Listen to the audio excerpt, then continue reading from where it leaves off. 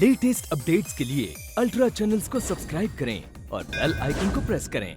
My Lord, mister Avinash Malhotra और उनके पत्नी के बीच अक्सर अनबन रहा करती थी। मिस्टर मल्होत्रा अपनी पत्नी पर शक किया करते थे। इतना ही नहीं, छिप छिप कर उनका पीछा किया करते थे। 2 सितंबर की रात को अपने ही फार्म हाउस पर उनके बीच झगड़ा हो गया और मिस्टर मल्होत्रा ने गुस्से और नशे की हालत में अपनी पत्नी संजना मल्होत्रा का बड़ी बेरहमी से कत्ल कर दिया। माय लॉर्ड, अपनी बात को साबित करने के लिए मैं अदालत के सामने कुछ गवाह पेश करना चाहता हूं। मेरा सबसे पहला गवाह है हवालदार रमाकांत गोखले। मैं जो कुछ कहूंगा सच कहूंगा, सच के सिवा कुछ नहीं कहूंगा। 2 सितंबर की रात तुम्हारी ड्यूटी कंट्रोल रूम में थी? जी हाँ। तो क्या तुम अदालत को यह बताना चाहोगे कि ड्यूटी पर रहते हुए तुम्हें क्या काम करना होता है? साहब, रात को 11 बजे के बाद जो भी फोन आता है अपन उच्चाटन करता है और फोन सुनने के साथ साथ हमको टेप भी करना पड़ता है। अगर कोई इमरजेंसी रहती है तो वायरलेस पे पेट्रोल पार्टी को इन्फॉर्म करने का भी रहता है। उसके बाद का काम उन लोग का है। Hello, police control room. वो मुझे मार डालेगा। मैं संजना मल्होत्रा, मेरा पति मुझे।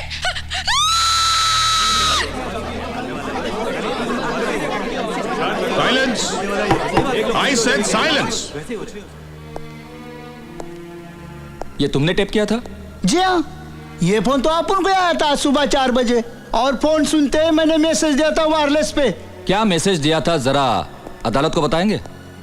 यही कि लड़की की जान खतरे में, उसका हस्बैंड उसको मारने की कोशिश कर रहा है, उसको हेल्प का जरूरत है। योर ऑनर, इसका मैसेज सुनते ही इंस्पेक्टर पटनायक फार्म हाउस पहुंचे, लेकिन तब तक बहुत देर हो चुकी थी। संजना मल्होत्रा का खून हो चुका था। That's all your honour. Mister Gokhale ji, तो इस काम के लिए आपको कोई स्पेशल ट्रेनिंग दी गई होगी? हाँ जरूर दी गई है। फोन कैसे टेप करना, कॉल को कैसे ट्रांसफर करना, बड़े सबको वायरलेस पे कैसे मैसेज देना और किसी की आधी बात को किस तरह पूरी करना, राइट? जी मिस्टर गोखले, अभी अभी जो टेप रिकॉर्डिंग हमने सुना उसमें सिर्फ इतना ही था, वो मुझे मार डालेगा, मुझे बचा लो, मैं संजना मल्होत्रा, मेरे पति मुझे, बस मेरे पति मुझे के बाद आपने क्या समझा? यही कि मेरा पति मुझे मार डालेगा। लेकिन मिस्टर गोखले, यह भी तो हो सकता है कि मिसेस संजना मल्होत्रा यह कहना चाहती थी कि मेरे पति मुझे अकेले छोड़ के गए और दूसरा कोई घर में घुस आया है, या मेरे पति मुझे बहुत प्यार करते हैं, वो ये सदमा बर्दाश्त नहीं कर पाएंगे, या मेरे पति मुझे साथ ले जाना चाहते थे, काश मैंने उनकी बात मान ली होती, या मेरे पति मुझे बचाने की कोशिश कर रहे हैं। यह भी तो हो सकता था। जी, अरे ये तो अपने सोचा ही नहीं।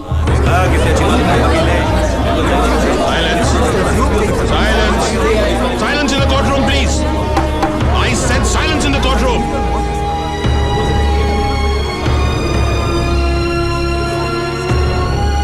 यह अदालत सोमवार तक मुलतवी की जाती है।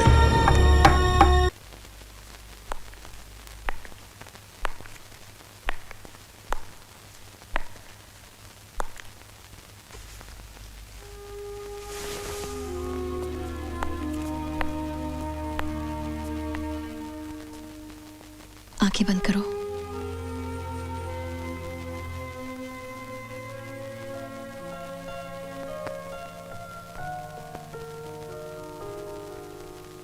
ये सब क्या है? मैं आज सुबह मंदिर गई थी, वहीं से प्रसाद लाई हूं। अभी मुझे पूरा यकीन है कि फैसला तुम्हारे हक में ही होगा। मैं तो भगवान से ये भी कहकर आई हूं कि जैसे ही तुम बाहर निकलोगे मैं सबसे पहले तुम्हें उनके पास लेके जाऊंगी। तुम्हारे लिए खाना लाई हूं, मुझे मालूम है तुमने नहीं खाया होगा।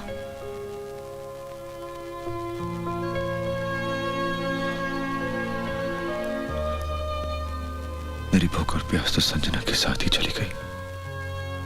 जानती हो सोनिया, मुझे ऐसा लगता है कि मैं कोई बुरा सपना देख रहा हूं। आंखें खोलूंगा तो सब ठीक हो जाएगा। ऐसा ही होगा अभी, ऐसा ही होगा। जिस तरह से तुम्हारा दोस्त रोहित केस लड़ रहा है, देखना वो तुम्हें जल्दी ही यहाँ से बाहर निकालेगा।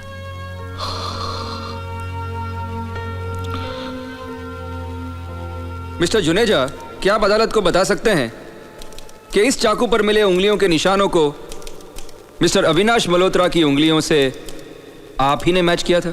बेशक। तो आपको यकीन है कि मिस्टर अविनाश मल्होत्रा ने संजना मल्होत्रा का खून किया? जाहिर है, खून से सने चाकू पर इन्हीं की उंगलियों के निशान हैं, तो कातिल यही होंगे।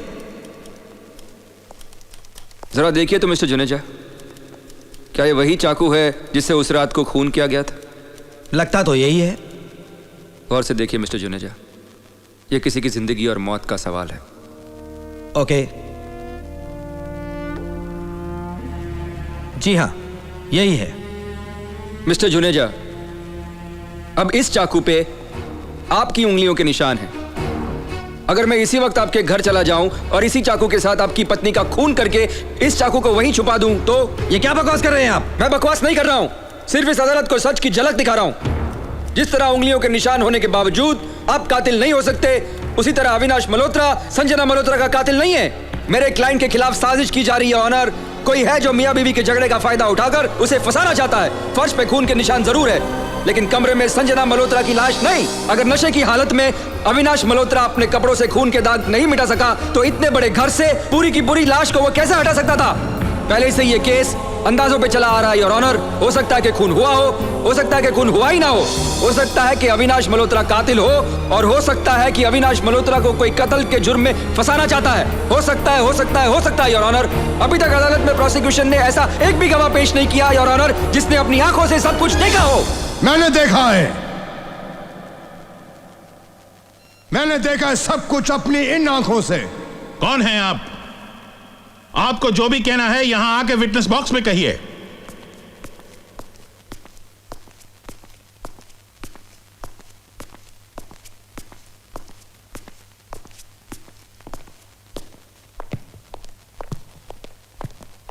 आप गीता पर हाथ रखकर कसम खाइए, जो कुछ कहेंगे सच कहेंगे, सच के सिवा कुछ नहीं कहेंगे। मैं जो कुछ कहूंगा सच कहूंगा, सच के सिवा और कुछ नहीं कहूंगा। मैं संजना का मामा हूं। इन्हीं हाथों से पाल पोस कर बड़ा किया मैंने उस बच्ची को। माय लॉर्ड, वो अपने किसी यार से नहीं मिलने जाती थी, वो मुझसे मिलने आती थी अपने मामा से। और इस कमीने ने उस पर शक करके मेरी आंखों के सामने उसका खून कर दिया। आपको जो कुछ कहना है खुल के और साफ साफ अदालत को बताइए। संजना की मां एक धंधा करने वाली औरत थी। अपना जिस्म बेच कर उसने अपनी बच्ची की परवरिश की, उसकी पढ़ाई की और उसको बड़ा किया। लेकिन एक दिन जब उसकी बच्ची जवान होने लगी, उसकी मां मेरे पास आई, हाथ जोड़कर विनती की कि इसको कहीं दूर ले जाओ। मैंने वैसे ही किया। मैं संजना को दूसरे शहर ले गया। जब तक उसकी मां पैसा भेजती थी मैं बहुत खुश था, लेकिन एक दिन उसकी मां का इंतकाल हो गया, वो मर गई। पैसा ना बंद हो गया, मेरे पास कमाई का और कोई जरिया नहीं था। मैं कमीना हो गया, मैं लालची हो गया। मैंने संजना को भी उसी धंधे में डालने की कोशिश की जिस धंधे में उसकी मां थी, लेकिन संजना एक शरीफ लड़की थी, उसने बगावत की और भाग गई। मैं फिर अकेला रह गया। लेकिन एक दिन मैंने अखबार उठाया और उसमें मैंने संजना की तस्वीर देखी। उसमें लिखा था कि संजना की बंबई में एक बहुत बड़े करोड़पति बिजनेसमैन के साथ शादी हुई है। मैं खुश हो गया, मैं बंबई पहुंच गया। मैंने संजना को ब्लैकमेल करना शुरू कर दिया। मैंने उसको फोन किया, मैंने कहा कि अगर वो मुझे 50 लाख रुपए नहीं देगी तो मैं सीधा उसके पति अविनाश के पास जाकर सब कुछ सच बता दूंगा कि वो एक नाचने वाली, धंधा करने वाली की बेटी है। लेकिन संजना एक सीधी सादी हिंदुस्तानी नारी थी। उसने अपने पति को धोखा नहीं दिया। झूठ मूठ की हर रोज मेरे को कहानियां सुनाती थी और अपने पति का पैसा बचाती थी। एक दिन मुझे बहुत गुस्सा आया और मैंने कहा कि अगर वो आज शाम को मुझे नहीं मिलेगी तो मैं सीधा उसके पति के पास जाऊंगा और सबको सच बता दूंगा। संजना ने मुझे रात को फार्म हाउस पर बुलाया। रास्ते में मेरी टैक्सी खराब हो गई, आधा घंटा देरी हो गई। लेकिन जब मैं फार्म हाउस पर पहुंचा, मैंने देखा इस दरिंदा के हाथ में खंजर था, चाकू था। ये मेरी बच्ची के पीछे भाग रहा था। मेरी बच्ची फोन के पास जा रही थी, उसने फोन का नंबर डायल किया। इससे पहले कि फोन में बात खत्म करती थी, एक नहीं दो नहीं तीन खंजर उसके पेट में गाड़ दिए। मेरी बच्ची मेरी आंखों के सामने मर गई। उसकी लाश को उसने घसीटा और देखते देखते फार्म हाउस के पीछे ले गया। वहां पर इस कमीने ने गड्ढा खोदा और गड्ढे के अंदर मेरे फूल जैसी बेटी को दफन कर दिया। वो मर गई, वो मर गई।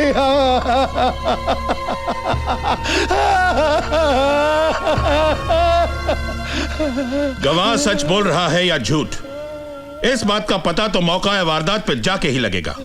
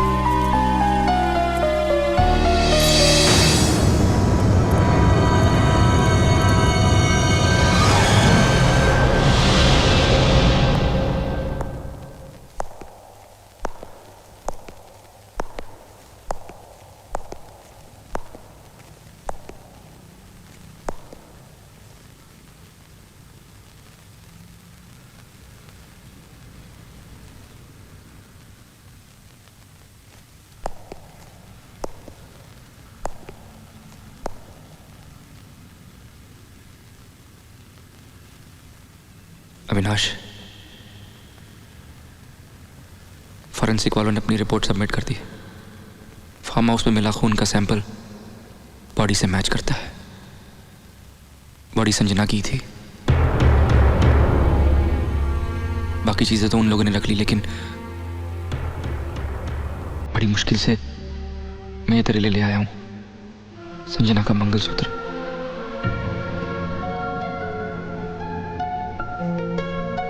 उसकी आखिरी निशानी।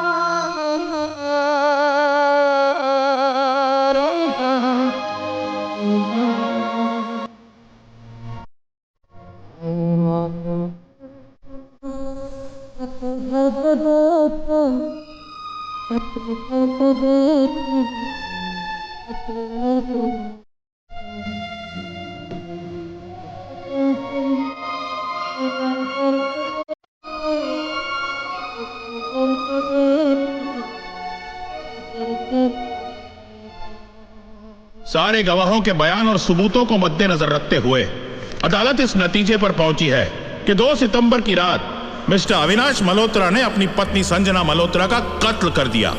अदालत मिस्टर अविनाश मल्होत्रा को उम्र कैद की सजा देती है। The court is adjourned.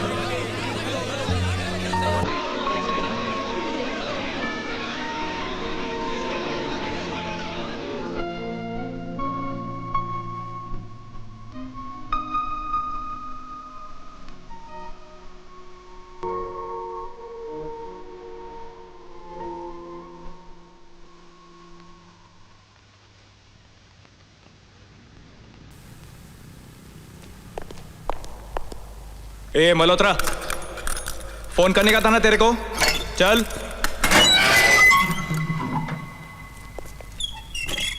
चल।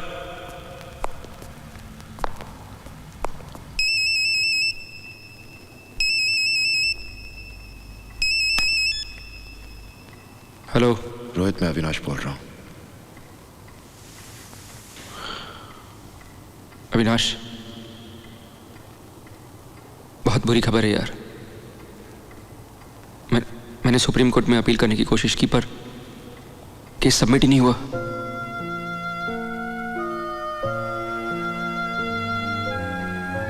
आई एम सॉरी यार,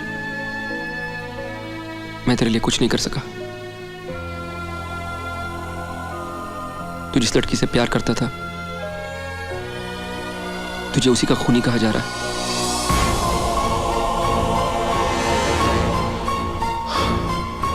मुझे इस बात का अफसोस नहीं कि मुझे संजना का खूनी कहा जा रहा है। अफसोस इस बात का है कि मैं उसे बचा नहीं सका। अफसोस इस बात का नहीं कि मैं सलाखों के पीछे हूं। अफसोस इस बात का है कि जिसने मेरी संजना को मुझसे छीना वो अब तक आजाद घूम रहा है। अफसोस इस बात का नहीं कि उसने मुझे फांसी पर चढ़ाने की कोशिश की।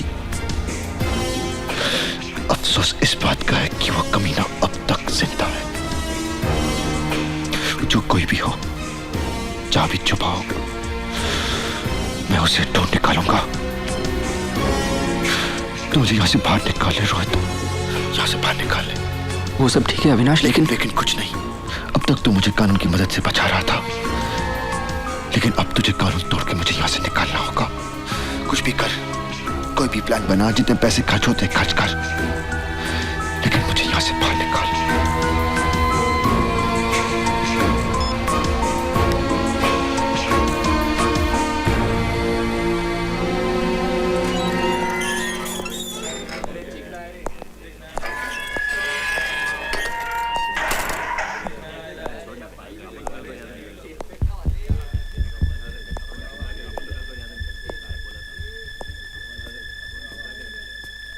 प्लान ठीक से बन गया?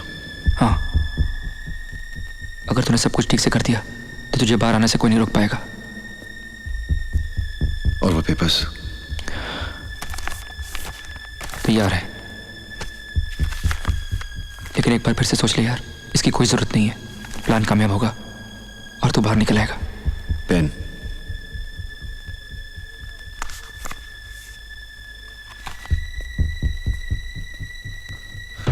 मैं बाहर निकलकर अपना बिजनेस नहीं संभाल सकता।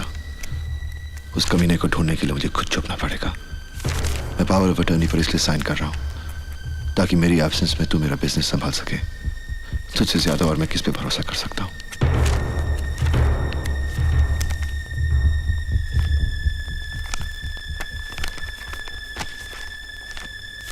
प्लान क्या है?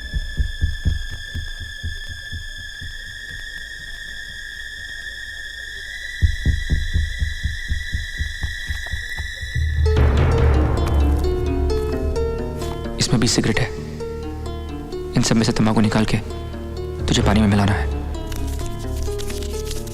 लेकिन एक बात का ख्याल रखना, ये काम तुझे तब करना है जब तेरे आसपास कोई पुलिस वाला हो।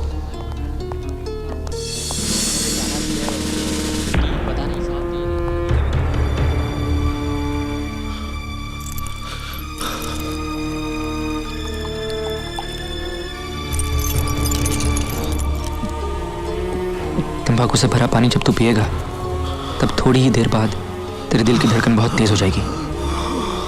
खून के साथ जब इतना सारा तंबाकू मिल जाता है तो वही होता है जो दिल का दौरा पड़ने पे होता है। मगर तो डरना मत यार, ये कोई हार्ट अटैक नहीं, सिर्फ हार्ट अटैक के सिम्टम्स हैं। पुलिस वाले तो क्या, डॉक्टर्स को भी ऐसा ही लगेगा कि तुझे हार्ट अटैक हो रहा है।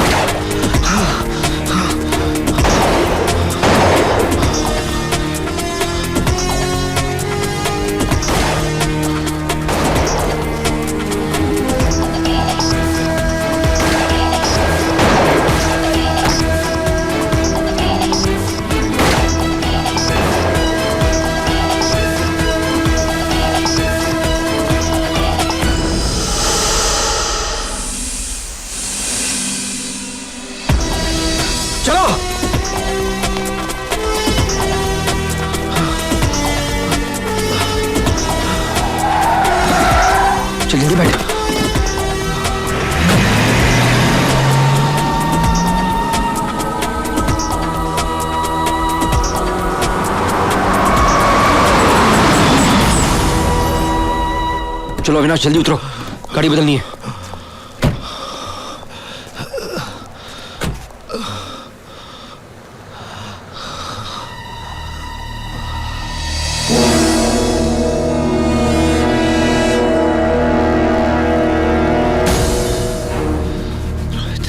सोचा था तुम्हें सजाए मौत मिल जाएगी, लेकिन मेरी इतनी मेहनत के बाद भी तुम्हें उम्र कैद की सजा मिली।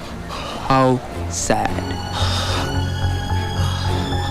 लेकिन चलो कोई बात नहीं, जो कानून नहीं कर सका वो अब मैं कर देता हूं।